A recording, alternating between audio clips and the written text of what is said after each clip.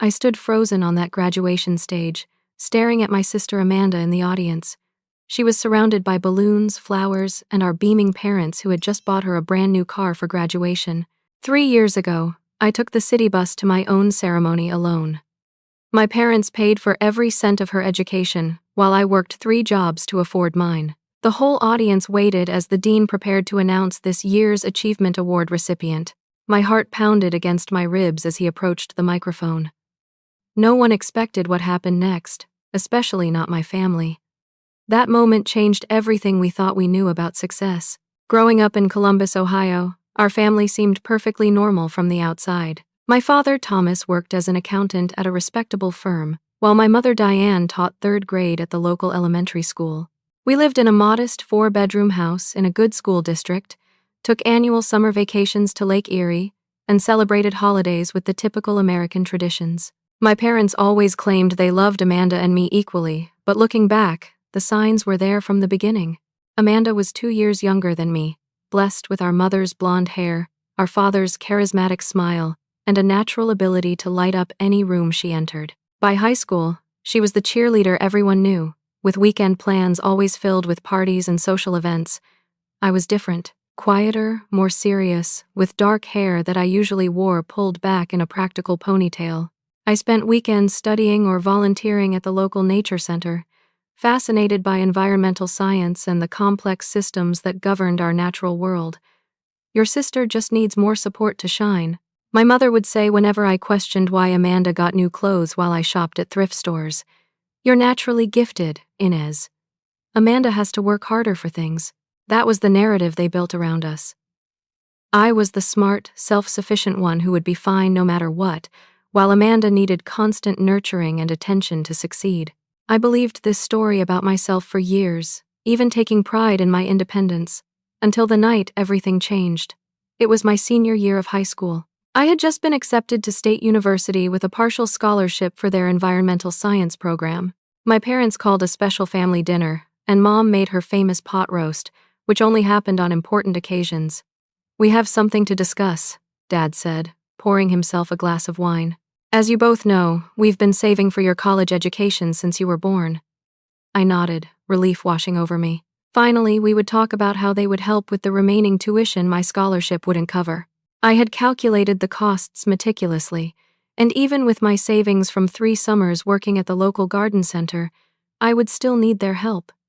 "The college fund has grown well," Dad continued, "but after discussing with the academic counselors, we've decided that Amanda will need special tutoring and support services throughout her college years."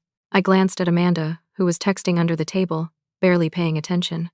"What this means," Mom jumped in, her voice gentle but firm, "is that the majority of the fund will go toward ensuring Amanda has the academic support she needs to succeed." My fork clattered against the plate. "The majority? How much will that leave for me?" Dad slid a paper across the table. I stared at the number written there. "It would barely cover 1 semester's books, but my scholarship only covers 70% of tuition," I said, my voice cracking. "I've already applied for additional grants, but even with those, you'll need help." "You're smart enough to get more scholarships, honey," Mom said, patting my hand.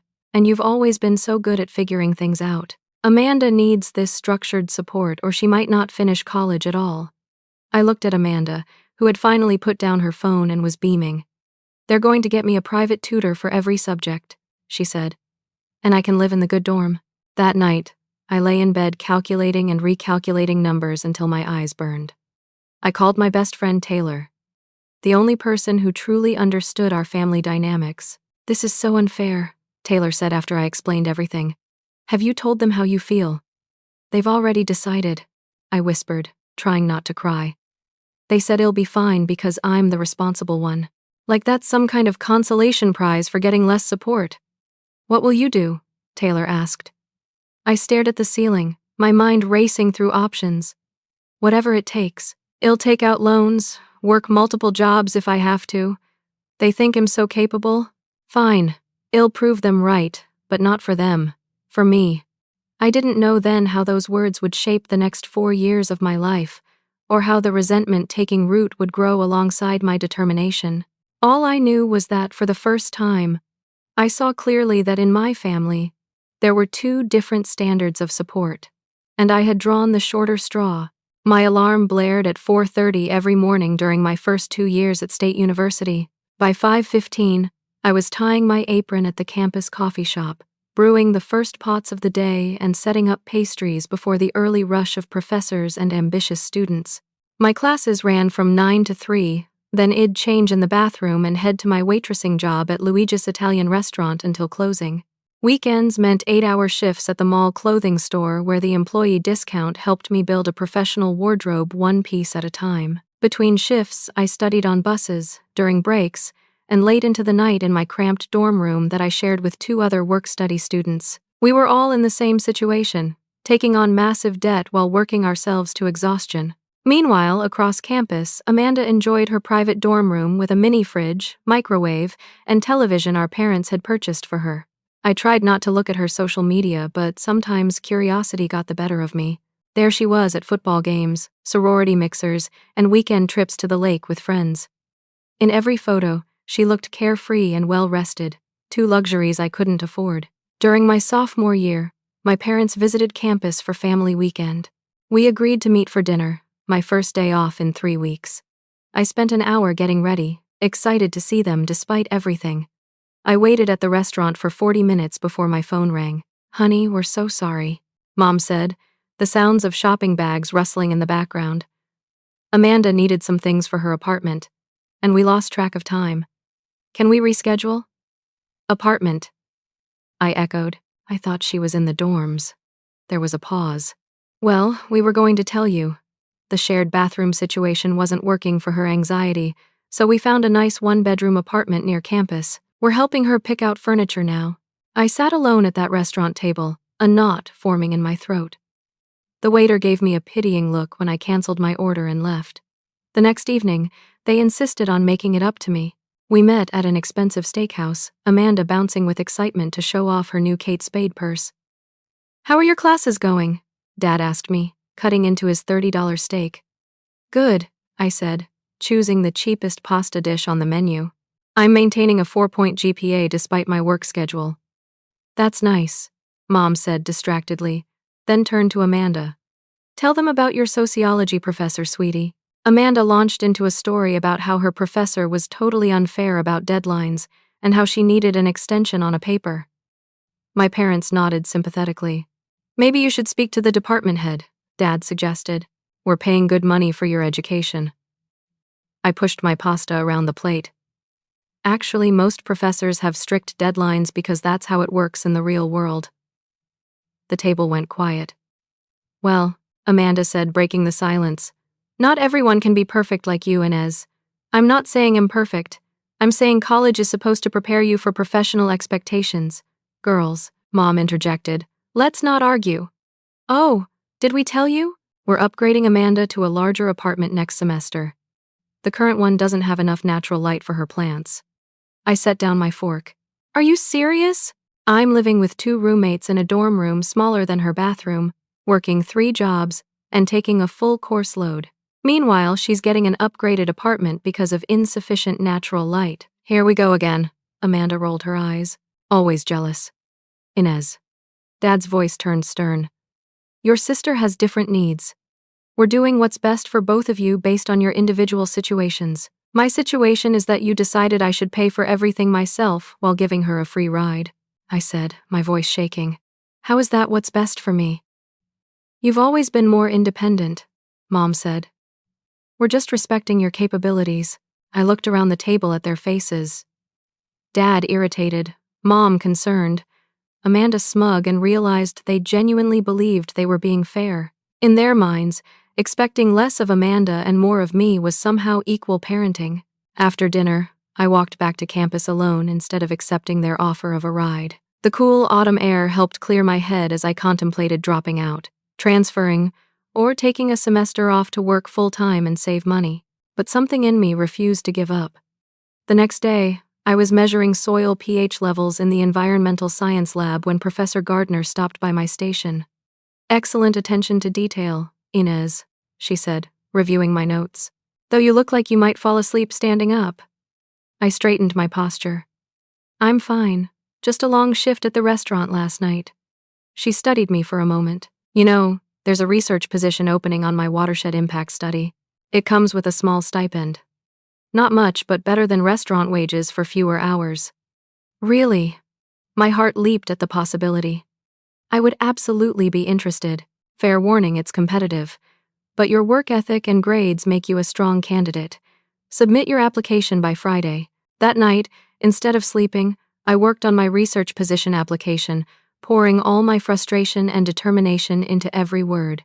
For the first time in months, I felt a flicker of hope. Not because of my family, but despite them. Professor Gardner had noticed me for my abilities, not my needs or lack thereof. In that moment, I realized I could build something for myself that no one could take away or diminish with comparisons. The Watershed Research Project became my sanctuary. For 15 hours each week, I was just a scientist, not a daughter being measured against her sister, not a waitress serving entitled customers, not a sleep-deprived student struggling to stay awake in class. In the lab, analyzing water samples and documenting results, I found a sense of purpose that made all the struggle worthwhile. Professor Gardner assembled a team of 4 undergraduates, 2 graduate students, and herself to study the impact of agricultural runoff on local water systems. Our work combined field research, laboratory analysis, and data modeling, a perfect blend of hands-on experience and theoretical application. Despite being the youngest team member, I quickly proved my value through meticulous data collection and innovative testing approaches. You have a natural intuition for environmental systems, Professor Gardner told me after I identified a pattern in our data that others had missed. That's something that can't be taught. For the first time, someone was recognizing something in me beyond my responsibility or work ethic. She saw a talent, a calling even. Those words sustained me through double shifts and late-night study sessions. Then, midway through spring semester, Amanda's academic crisis hit. My parents called one Sunday morning, catching me as I prepared to head to the library. "Amanda's on academic probation," Mom said, her voice tight with worry. "If she doesn't bring her grades up this semester, she'll lose her place in the business program." "That's terrible," I said, genuinely concerned despite our differences. Academic trouble would devastate Amanda, whose self-worth was so tied to social validation. "What's the plan?" "We've hired tutors for her challenging subjects," Dad explained. "But she's struggling most with environmental science. It's a required general education credit." I felt a strange twist in my stomach, already sensing where this conversation was heading. "She needs to pass with at least a C, and the subject matter is completely foreign to her," Mom continued. "We were hoping, since it's your specialty, you want me to tutor her." I finished flatly. "Would that be possible?" Dad asked. "We know you're busy, but family comes first, right?" There it was, the family obligation card, played precisely when it benefited Amanda. I thought about my 60-hour work weeks, my full course load, my research position that was just beginning to open doors for me. When would I do this? I asked. Between my morning shift and class? Or maybe during the 3 hours I sleep each night? "Don't be dramatic, Inez," Dad said. "Surely you can spare a few hours each week for your sister." "A few hours I don't have," I countered. "I'm working 3 jobs to pay for the education you're giving Amanda for free. Now you want me to give up the one professional opportunity that might actually help my future career to tutor her."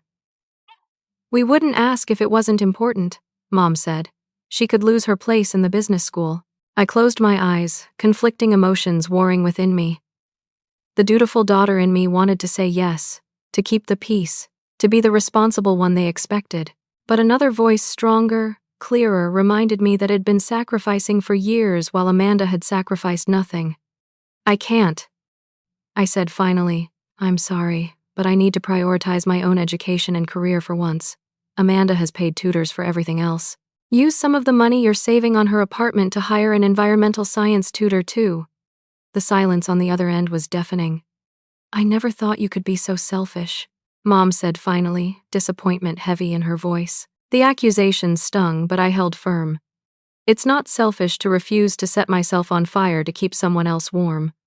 Later that day, Amanda called me directly, something that rarely happened. "Thanks a lot," she spat without preamble. "Mom and Dad told me you refused to help me. I can't fit tutoring into my schedule, Amanda. I'm already working 3 jobs and we get it, Inez. You're so hardworking and perfect. Meanwhile, I might get kicked out of my program because my own sister abandoned me. Her words hit harder than I expected. Had I abandoned her? Was I letting resentment cloud my judgment? That's not fair, I said quietly. You have resources I never had. Use them. You know what? Forget it. I always knew you were jealous of me, but I never thought you'd actually want to see me fail. She hung up before I could respond. That night, I barely slept, questioning my decision, wondering if I was becoming bitter and callous. The next morning, there was an email from Professor Gardner in my inbox that changed everything. Inez, based on your exceptional contributions to our research project, I'd like to nominate you for the Summer Environmental Research Program at Lakeside Laboratory. It's a prestigious 8-week program that includes housing, meals, and a $2,000 stipend. Please let me know if you're interested in this opportunity. I stared at the screen, tears welling in my eyes. This was exactly the kind of opportunity that could set me apart in graduate school applications or the job market. It would mean spending summer away from my usual jobs, but the experience would be invaluable. It would also mean not being available to help Amanda recover academically over the summer, which my parents would undoubtedly expect once they realized tutors weren't enough. As I sat there contemplating my response, I realized I was facing a crucial fork in my life path. I could continue prioritizing family harmony at the cost of my own advancement, or I could choose myself this once, even if it meant disappointing everyone else. With trembling fingers, I typed my response. Professor Gardner, I would be honored to accept your nomination for the summer program. Thank you for this incredible opportunity. As I hit send, I felt something shift inside me, a realignment of priorities that would reshape everything that followed. For the first time since that family dinner years ago, I was choosing my own path without apology or explanation. Whatever consequences came, I would face them knowing I had finally put myself first. Lakeside Laboratory sat on 70 acres of pristine shoreline, with rustic cabins scattered among towering pine trees and state-of-the-art research facilities housed in buildings designed to blend with the natural environment. From the moment I arrived, lugging my single suitcase up the gravel path, I felt like I could breathe fully for the first time in years. My cabin roommate, Jessica, was a graduate student from Washington, studying microplastics in freshwater systems. She took one look at my worn suitcase and secondhand clothes and never once made me feel less than. Instead, she became my first true academic peer, someone who valued ideas and work quality over appearances or social connections. Most of us here come from ordinary backgrounds. She told me our first night, as we sat on the cabin porch watching fireflies emerge. Science is one of the few fields where your mind matters more than your pedigree. Those words became a mantra during those 8 weeks. Each day followed a similar pattern. Morning fieldwork collecting samples, afternoon lab analysis, and evening discussions where researchers shared findings and brainstormed solutions. We worked 6 days a week, with Sundays reserved for rest or recreational activities. Dr. Harmon, the program director, assigned me to a team investigating how agricultural fertilizers affected algae growth in the lake. My specific focus became tracking nitrogen concentration changes before and after rainstorms. 2 weeks into the program, I noticed something puzzling in our data. After each rainfall, nitrogen levels spiked as expected, but the pattern of decline afterward varied significantly between different collection sites. Some returned to baseline within hours, while others remained elevated for days. What if it's not just about the runoff quantity? I asked during our team meeting. What if the surrounding soil composition is creating natural filtration differences? Dr. Harmon leaned forward, intrigued. That's an interesting hypothesis. How would you test it? I outlined a plan to analyze soil samples from the varying sites, focusing on bacterial composition and organic matter content. My teammates built on the idea, suggesting additional variables to consider. By the end of the meeting, we had restructured our entire approach based on my observation. Meanwhile, back home, Amanda's summer was unfolding very differently. Her social media showcased pool parties, shopping trips, and weekend getaways with friends. One post particularly caught my attention. Amanda posing beside a brand new Volkswagen Jetta with a giant red bow on the hood. The caption read, "Early graduation present from the best parents ever. Can't believe I'll be a senior soon." I stared at the image until my vision blurred. The car was at least $25,000 more than the entire cost of my education so far. I had saved for months just to buy a $200 bus pass. When I called home that weekend, my mother answered with forced cheerfulness. "How's the science camp going?" I cringed at her diminutive description of the prestigious research program. "It's going really well.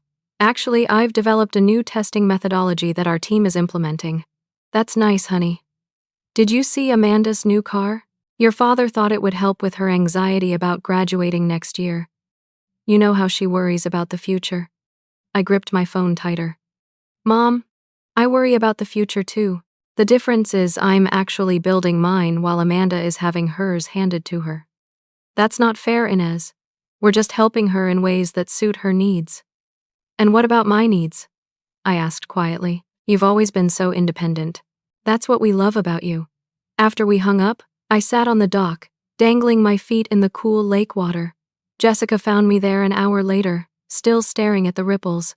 "Family stuff?" she asked, settling beside me. I nodded, then found myself spilling the whole story, the unequal treatment, the financial struggles, the constant praise of my independence that felt more like abandonment than admiration. "Hello, I'm delighted to assist you with our voice services. Choose a voice that resonates with you, and let's begin our creative audio journey together." This innovative approach came from undergraduate researcher Inez Roberts, Dr. Harmon told the journalist, putting his hand on my shoulder. Her insight fundamentally shifted our understanding of natural filtration systems. When the article appeared a week later, there was my research, our findings, and a quote attributed to Inez Roberts. They had misspelled my name. My mother called that evening. "We saw the article about the lake study," she said. "Though they got your name wrong, you should really contact them about that." That was it. No congratulations on the research breakthrough. No pride in seeing her daughter's work in print. Just criticism about the spelling error. "That's your takeaway?" I asked, incredulous. "Not that I've potentially discovered something significant for environmental conservation. Of course we're proud. Honey, it's just unprofessional of them not to check the spelling." In that moment, I realized I had been seeking validation from people fundamentally incapable of giving it. My parents could buy Amanda a car for simply existing, but they couldn't recognize actual achievement when it was literally in print before them. As the summer program neared its end, Dr. Harmon called me into his office. "Inez, your work this summer has been exceptional," he said. "I'd like to discuss continuing this research through your senior year, with funding. We could develop this into a significant contribution to the field, possibly leading to publication. Would that interest you?" I sat stunned, recognizing this for what it was, not just validation, but opportunity. A path forward that I had carved for myself through merit alone. "Yes," I said firmly. "I would be honored." That evening, during our final program dinner, I found myself seated next to Josh Walker, a graduate student who had worked alongside our team throughout the summer. He raised his water glass in a subtle toast. "To the researcher who sees what others miss," he said quietly. I felt my cheeks warm. I just got lucky with the observation. "Luck is when preparation meets opportunity," he countered. "You were prepared enough to recognize a pattern others overlooked. That's not luck, Inez. That's talent." As I packed my bags that final weekend, I realized I was returning to campus a different person than when I'd left. Not just more knowledgeable about environmental science, but more confident in my own worth. The external validation I had craved from my family had finally come not from them, but from peers and mentors who recognized what my parents had always missed. I had arrived at Lakeside Laboratory as someone's overlooked daughter and neglected sister. I was leaving as a researcher with a funded project and a clearer vision of my future. For the first time, I understood that the independence forced upon me had become my greatest strength. Senior year began with a new rhythm to my life. Thanks to the research stipend from Dr. Harmon's continued project, I reduced my work schedule to just the morning coffee shop shifts, giving me precious hours for both academics and research. My shared dorm room remained cramped and utilitarian, but it now contained something new, a small desk dedicated solely to my environmental project, a luxury of space and purpose I'd never allowed myself before. Meanwhile, Amanda started her senior year with a flourish, driving her new Jetta to campus and moving into her latest apartment, this one featuring a balcony and access to the building's pool. Our paths crossed occasionally on campus, her usually surrounded by sorority sisters, me often hurrying between the lab and classes, a travel mug of coffee permanently attached to my hand. "We need to plan Amanda's graduation celebration," My mother announced during one of our rare phone calls in October, "We're thinking of renting the back room at Riverside Grill. Would you be able to come home the weekend before to help decorate?" I pressed my fingers against my temple, feeling the familiar headache forming. "Mom, we're in the same graduating class." "I'm graduating too, remember?" A pause. "Of course we remember, honey. But you already had your graduation." "That was my department's winter ceremony last year. It wasn't commencement. I still have to complete this final year." "Oh." She sounded genuinely surprised. "Well, we can celebrate you both then." Something in her tone told me this was an afterthought, that their planning had been entirely centered around Amanda until this moment. "Actually, I may not be able to come home that weekend," I said. "I'll be presenting my research findings at the department symposium. Can't you reschedule that? Family comes first, Inez." There it was again, family obligations surfacing only when it aligned with their preferences. I bit back the bitter response forming on my tongue. "The symposium date is fixed, Mom. It's an important opportunity for me professionally." The conversation ended with her disappointed sigh, a sound I'd grown all too familiar with over the years. The following week, Professor Gardner stopped me after environmental policy class. "Inez, I've submitted your name for the University Achievement Award," she said, her eyes bright with excitement. "It's given to one graduating senior who has demonstrated exceptional academic achievement and original contribution to their field." I stared at her, processing this information. "That's a university-wide award, isn't it? Across all departments?" She nodded. "Highly competitive. But your research project on natural filtration systems has real-world applications that extend beyond pure academics. The selection committee looks favorably on work that bridges theory and practice. What does the award entail?" I asked, my mind racing with possibilities. $10,000 toward graduate studies or professional development, publication of your research in the university journal, and recognition at the main commencement ceremony. She squeezed my shoulder. "No pressure, but this could open significant doors for you." I walked away from that conversation in a daze, hope and anxiety battling within me. The award money would change everything, potentially allowing me to pursue graduate studies without crushing additional debt. But I didn't want to get my hopes up, knowing the competition would be fierce. I decided not to mention the nomination to my family. After years of having my achievements minimized, I couldn't bear their casual dismissal of this possibility too. Unfortunately, the decision was taken out of my hands. 2 weeks later, Amanda burst into the campus coffee shop during my shift, waving her phone. "Did you know about this achievement award thing?" she demanded without preamble. I nearly dropped the pitcher of milk I was steaming. "How did you find out about that?" "Dad's golfing buddy is on the alumni board. He mentioned your name came up in the nominations." Her eyes narrowed. "Why didn't you tell us?" "Because it's highly competitive and I probably won't win," I said, returning to the espresso machine. "There's no point making a big deal about it." "Well, guess what?" Amanda leaned across the counter, lowering her voice. "I've been nominated too." My hand froze on the machine. "For the University Achievement Award? In what field?" Amanda tossed her hair back. "Business entrepreneurship." My marketing professor was really impressed with my brand development project. That evening, my parents called, their voices brimming with excitement. "Both our girls nominated for the same prestigious award." "What are the chances?" Dad exclaimed. "How did Amanda get nominated?" I asked directly. "The deadline for department submissions was 3 weeks ago." Mom's voice turned defensive. "What are you implying, Inez?" "I'm not implying anything. I'm asking a straightforward question." Dad cleared his throat. "Well, when we heard about your nomination, we were concerned about how Amanda would feel being left out. So I reached out to Bill Sanders on the alumni board, who spoke to the business school dean. You engineered a nomination for her."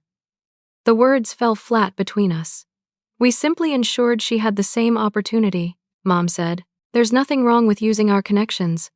I ended the call shortly after, sitting in stunned silence in my dorm room. Even this, an academic recognition based solely on merit, they couldn't allow me to experience independently. Somehow, it had to become another competition, another comparison between sisters. The next day, Josh from the summer program texted me about a national environmental conference accepting student submissions. "Your filtration research would be perfect," he wrote. "Application deadline is next Friday." I stared at the message, then at my research notes spread across my desk. The conference would be held in Denver during spring break, exactly when my family would be planning Amanda's graduation celebrations. Applying would mean another choice between professional opportunity and family obligation. This time, the decision came easily. I spent the weekend preparing my application, using feedback from Professor Gardner and Dr. Harmon to strengthen my proposal. When I submitted it the following Thursday, I felt none of the guilt that had previously accompanied my choices to prioritize my career. As fall semester ended and winter settled over campus, Amanda's antagonism toward me grew increasingly obvious. She made pointed comments when we crossed paths, and I discovered she had told her friends that I was obsessed with beating her for the award.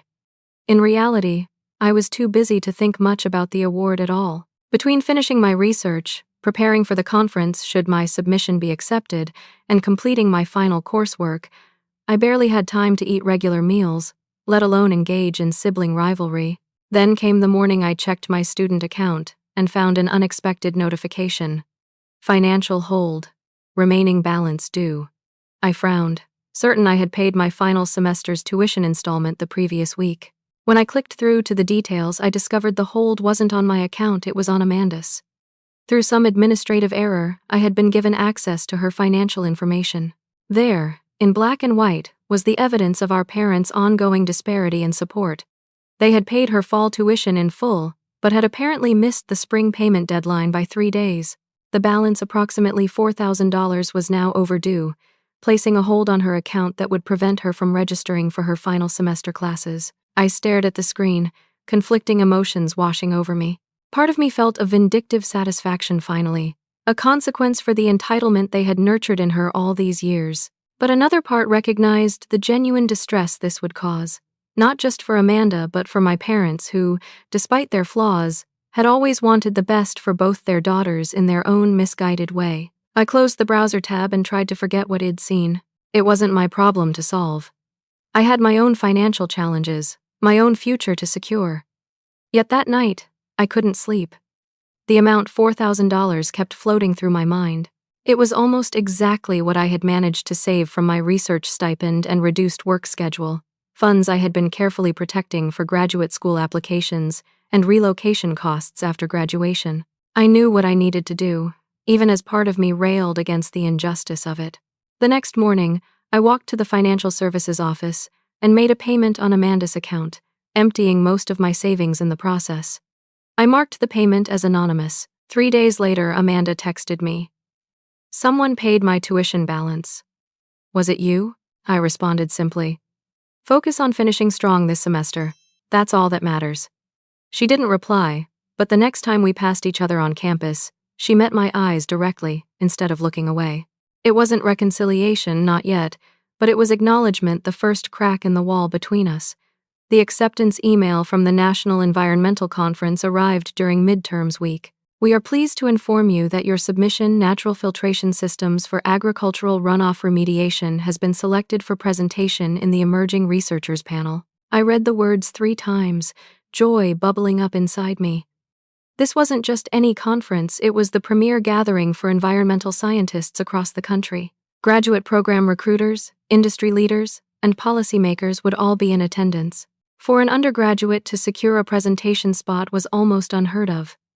I immediately texted Professor Gardner and Dr. Harmon, who responded with enthusiastic congratulations. Then I called my parents, hoping this news would finally register as the significant achievement it was. "That's nice, honey," my mother said after I explained the conference's importance. "But it's during spring break? Won't that interfere with Amanda's graduation plans?" I closed my eyes, counting to 5 before responding. "Graduation isn't until May, Mom. This is in March." "Yes, but we're planning a special family dinner that week since your aunt and uncle can only visit then. They're excited to celebrate Amanda's accomplishment." "Her accomplishment of what? She hasn't even graduated yet." "Don't be petty, Inez. You know she's worked hard." I bit back a laugh. "Has she, though? Because from what I've seen, she's been given everything while I've had to work for every opportunity." "There you go again. Always competing with your sister. We've supported both of you in the ways you needed."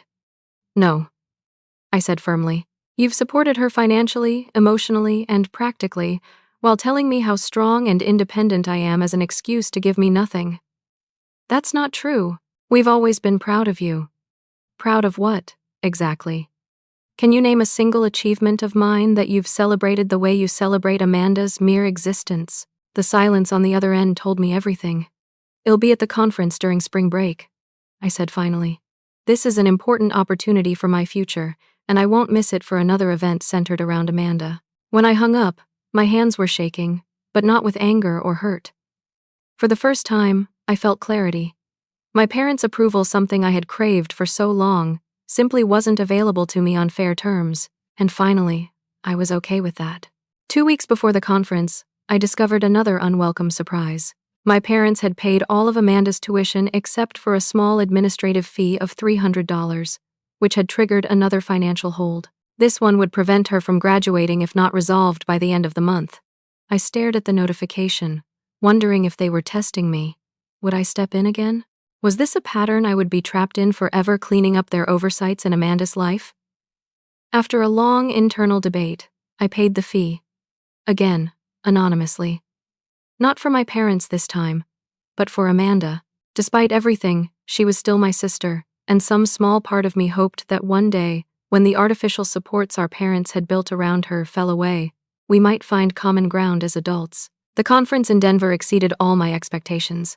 For 3 days, I was surrounded by people who spoke my language, passionate about environmental protection, eager to debate solution approaches, and genuinely interested in my research. My presentation was scheduled for the second day. As I set up my materials at the podium, I spotted Josh in the third row, giving me a discreet thumbs up. He had completed his graduate program the previous semester but had come specifically to support me and attend the conference. Natural filtration systems have traditionally been viewed as supplementary to mechanical and chemical treatment approaches. I began, my voice steadier than I expected. However, our research at Lakeside Laboratory suggests that optimized natural systems can be primary intervention tools with significant cost and sustainability advantages. For the next 20 minutes, I presented our findings, methodologies, and practical applications. The questions afterward were engaged and thoughtful, with several attendees requesting further information for potential implementation in their regions. As people filed out after the session, a woman in a charcoal suit approached me. Inez Roberts? I'm Diane Winters, Environmental Director at Green Future Consulting. I'd love to discuss your research further. Do you have plans after graduation? By the end of the conference, I had her business card and a provisional job offer, pending my graduation. The position included a competitive salary and tuition assistance for graduate studies, essentially solving the financial puzzle that had dominated my college years. When I returned to campus, I found an email from the University Achievement Award Committee requesting an interview the following week.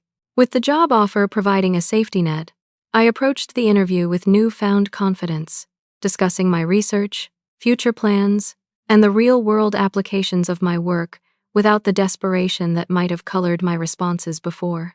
As May approached, Amanda and I moved in parallel universes on the same campus, both completing final projects, both anticipating graduation, both nominated for the same award but with vastly different support systems behind us. She remained surrounded by friends, family attention, and financial security, while I built my future brick by solitary brick. Then, 3 days before the award announcement, Amanda appeared at my dorm room door, something she had never done before. "Can we talk?" she asked, shifting uncomfortably in the hallway. I let her in, watching as she took in my sparse room with its single decoration, a framed photo from the summer research program. "I know it was you," she said without preamble. "Who paid my tuition balance and the graduation fee?" I shrugged. "You needed to graduate, that's what matters. But why? After everything. After how I've treated you." I considered my answer carefully. "Because someday, Amanda, you're going to have to stand on your own. And when that day comes, I'd rather you see me as someone who helped you than someone who stood in your way." She stared at me for a long moment, then said quietly, "I don't deserve a sister like you." "This isn't about deserving," I replied. "It's about choosing what kind of person I want to be, regardless of how others treat me." She nodded, then reached into her purse and pulled out an envelope. "I got the job at Market Edge Advertising, the one I interviewed for last month." A small smile played at her lips. I wanted you to be the first to know. In that moment, I glimpsed something new in my sister, a flicker of the woman she might become once she moved beyond our parents' excessive coddling. A woman who might, just might, learn to value achievement earned rather than handed to her. Congratulations, I said sincerely. You're going to do great things, Amanda. After she left, I sat on my bed reflecting on our conversation. It wasn't a Hollywood reconciliation scene with tears and hugs. It was something smaller but perhaps more realistic, a first step toward a new kind of relationship, one based on who we were becoming rather than the roles we had been assigned. The next morning, Professor Gardner called me to her office. The conference presentation was a success, she asked, though she already knew from my earlier email. I nodded. Better than I expected. I've received a job offer from Green Future Consulting. Excellent, she smiled warmly. And are you prepared for the award announcement at Friday's pre-commencement reception? As prepared as I can be, I said, though I'm trying not to get my hopes up. The competition is strong. She gave me an enigmatic smile. Indeed it is. But regardless of the outcome, Inez, I want you to know how proud I am of what you've accomplished here. Not everyone could have maintained your academic excellence while supporting yourself completely. Those words, simple acknowledgement of my journey, meant more coming from her than any award possibly could. As I left her office, my phone buzzed with a text from Josh. Whatever happens with that award, your research is changing how people think about natural filtration. That's the real win. For the first time in 4 years of college, I felt something unfamiliar settle over me, a sense of peace, regardless of what came next. I had built something real and valuable, not to prove my worth to my family or to compete with Amanda, but because I genuinely cared about environmental preservation and had found my place within that mission. The award announcement would come and go. Graduation would follow. But the foundation I had built for myself that would remain long after the ceremonies ended and the celebrations faded. I had finally stopped measuring my success against Amanda's, and in doing so, had discovered that my own yardstick was the only one that truly mattered. Amanda's graduation ceremony arrived with all the fanfare my parents could muster. They reserved rooms at the best hotel in town, invited extended family from 3 states, and arranged a professional photographer to document every moment. The morning of the ceremony, my father texted me a family photo, Amanda surrounded by balloons, flowers, and beaming relatives, all gathered in her honor. I got ready alone in my dorm room, putting on the simple black dress I had purchased for interviews. My one indulgence was a necklace I'd bought myself after the conference, a small silver pendant shaped like a leaf, a reminder of the research that had changed my path. The University Achievement Award would be announced at the pre-commencement reception for honored students and families. I arrived early, standing awkwardly near the refreshment table as families trickled in. Professor Gardner found me there, elegant in her academic regalia. "Your family coming?" she asked. "They're at Amanda's department ceremony first," I explained. "They'll be here later," she nodded, not commenting on the scheduling conflict that had forced my parents to choose between their daughter's events. The reception hall filled quickly. I spotted Amanda entering with our parents and extended family, all talking animatedly. When they saw me, their conversations dimmed slightly. My mother broke away to give me a quick hug. "You look nice, honey," she said, adjusting my collar unnecessarily. "Are you nervous about the award?" Before I could answer, the university president approached the microphone. "Welcome, distinguished guests, faculty, and especially our honored students. Today, we gather to recognize exceptional achievement across our university community." Several smaller departmental awards were announced first, with polite applause following each recipient's walk to the stage. Then came the moment I had both anticipated and dreaded. The University Achievement Award represents our highest recognition of undergraduate excellence. It acknowledges not merely academic performance, but meaningful contribution to the recipient's field of study work that extends beyond our campus to impact the broader world. I felt Amanda's eyes on me from across the room. Despite everything, a small part of me still wanted her to succeed, to find her own path to genuine accomplishment. This year's recipient has demonstrated exceptional initiative, conducting original research that offers practical solutions to agricultural runoff contamination. Their work has already been recognized at the National Environmental Conference and has drawn interest from industry leaders. My heart pounded so loudly I was certain others could hear it. The University Achievement Award goes to Inez Roberts from the Environmental Science Department. The room erupted in applause. Professor Gardner squeezed my arm as I made my way to the stage in a daze. The university president handed me an engraved crystal award and a certificate representing the $10,000 grant. Thank you. I managed, my voice steadier than I expected. This research wouldn't have been possible without the mentorship of Professor Gardner and Dr. Harmon, who saw potential in me when I was just an exhausted student trying to balance too many jobs. As I returned to my place, I caught sight of my family's reactions. My father looked genuinely surprised, my mother conflicted, and Amanda's expression was the most unexpected of all. She wasn't angry or jealous. She was applauding, a small smile playing at her lips that seemed almost like pride. After the reception, as guests mingled before the main commencement ceremony, my father approached me alone. "Congratulations, Inez," he said, his voice gruff with emotion I rarely heard. "That was quite an achievement, thank you," I replied, waiting for what would come next. He looked down at his shoes, then back at me. "I didn't understand what you were working on all this time. Environmental filtration systems. It sounds important." "It is," I said simply. "It helps farmers reduce pollution without expensive equipment." He nodded, eyes scanning the room before returning to me. "Your mother and I, we may have misjudged some things. About you. About what you needed from us. It wasn't exactly an apology, but from my father, it was unprecedented acknowledgement. I paid for everything myself," I said quietly. "Every class, every book, every meal. I worked 3 jobs while maintaining a 4-point GPA and conducting research that's now being implemented in actual communities." "I know," he said, surprising me. "And looking at you today, I realize we didn't do you any favors by making everything harder. But we didn't do Amanda any favors either, by making everything easier." Before I could respond, my mother appeared beside him, her expression unusually subdued. "The photographer wants family photos before the ceremony," she said. As we walked toward where Amanda was waiting with our relatives, my mother touched my arm lightly. "I've always been proud of you, Inez," she said. "But I think I was proud of the wrong things. I was proud of how you managed without our help, instead of being ashamed that you had to." The main commencement ceremony passed in a blur of speeches, processionals, and ceremonial traditions. As the university president announced my name and achievement award during the honors recognition, I heard genuine cheers from multiple sections of the audience, my academic community celebrating alongside my family. Afterward, amidst the chaos of graduates finding families and taking photos, Amanda found me first. "Congratulations, award winner," she said, handing me a small gift bag. "I got you something." Inside was a framed photo of us as children, arms around each other, grinning with missing teeth.